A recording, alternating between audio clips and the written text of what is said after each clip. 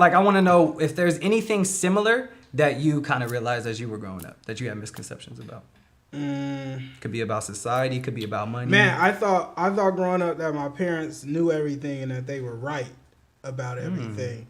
And I think that really skews your perspective when you operate your life off of someone else's perspective, because you think that is the way that it actually is until you get out there and you're like, you feel me? Like, that's one way to approach it, but that's not the finite way. And I think that kind of like guided me through life. I lived a lot of my life through the perspective of someone else's experience. Okay, and when did you start to realize that? Like, when did that flip happen in your head? Like, recently. Whoa, shit. This is all really? This is all like the past couple years. Like, you feel me? Like, really figuring out.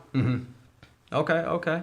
And what do you think that has a lot to contribute to? Like, is it just you're getting older and wiser? Is it, your daughter is getting older and you're starting to see things differently in the world? Is it the music stuff, everything around you? Like, what had to open your eyes to that? Right, a culmination of all of that. Just life.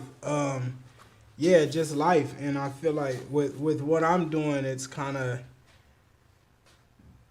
man, you experience a bunch of different type of people and a bunch of different type of connections. So like all of that contributes. I feel like when you don't do stuff like this and you just work like a typical 9 to 5, you kind of live in a bubble.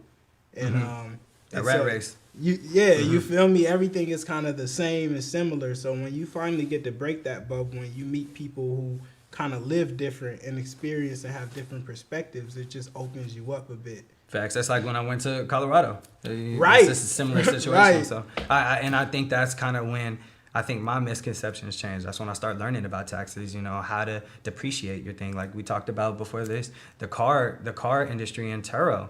Like a lot of people are like, oh, you got to pay taxes at the end of the year. No, I get a big fat check at the end of the year because my CPA knows how to write the depreciation off. Right. And so I'm getting thousands back, plus I'm getting thousands a month for renting the car. As you should. Yeah, and so it's just misconceptions, right? And you have to teach that to the younger generation. And I think you've been doing a good job of, teaching ownership, teaching business, teaching keeping all your splits, right? Before we had this shit, you hit me up.